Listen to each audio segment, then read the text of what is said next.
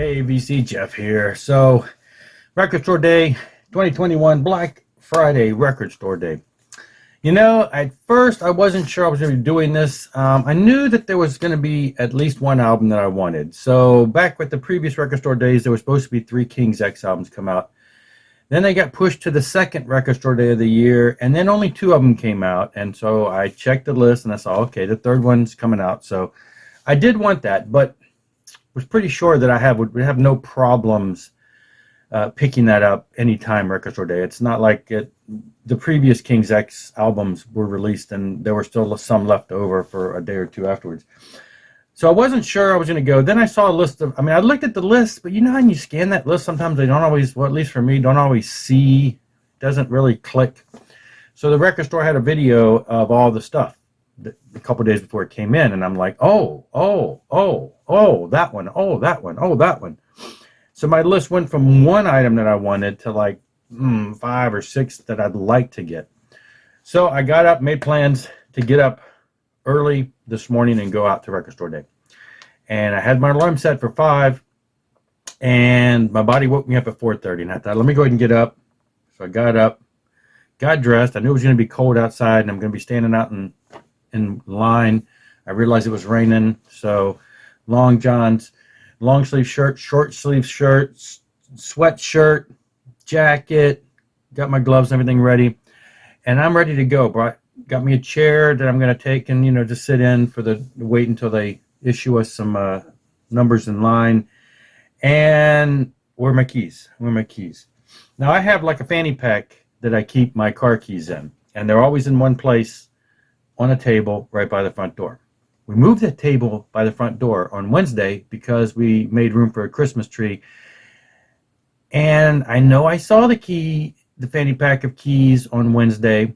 Anyway, so I spent from 4:45 to 5:45 tearing this house apart quietly, looking for my fanny pack. I was going everywhere with the flashlight. I was tearing couch cushions off. Places it should not be. Needless to say, I gave up. And I sat down, made coffee, sat down, and said, I guess I'm not going to Record Store Day. So, yeah. Frustrating.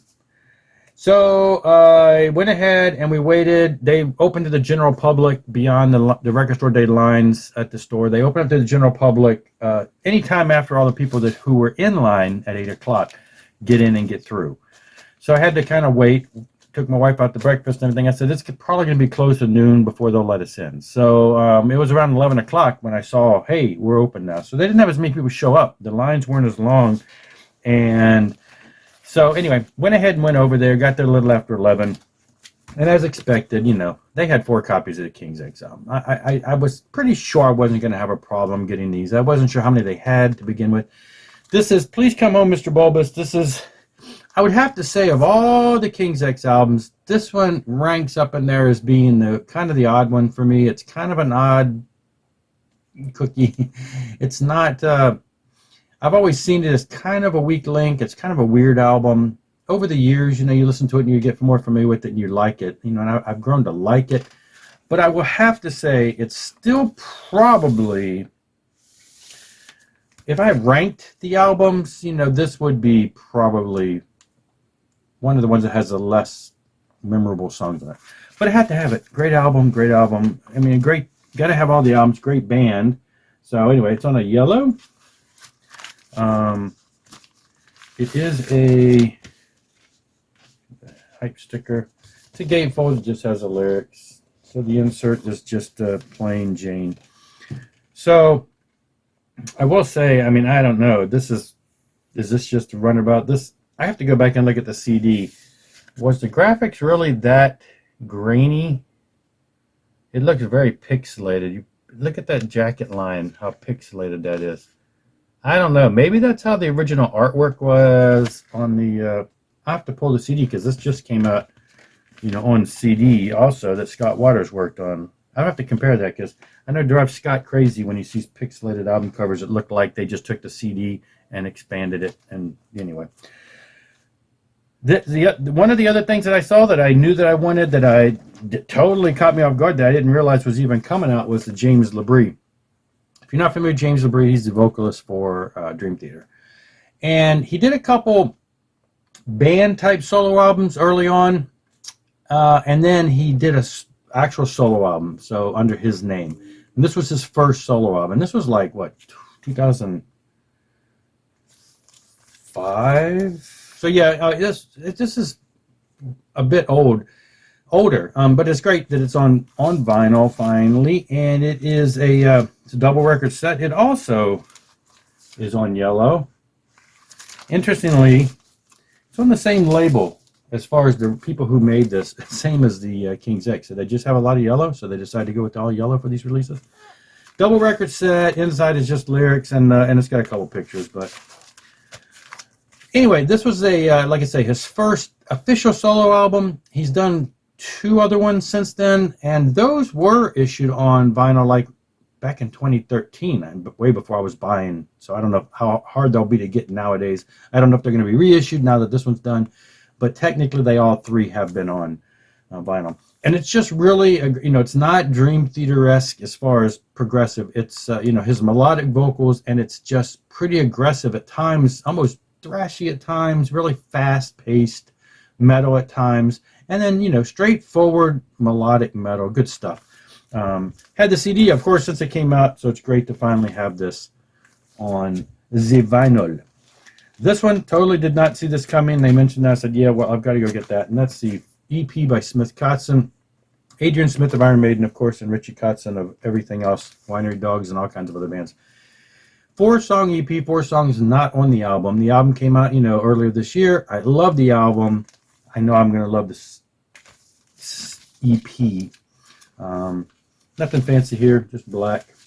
Got a paper sleeve. I had to replace that. Pretty plain Jane, but hey, the Better Days EP, 4 new songs.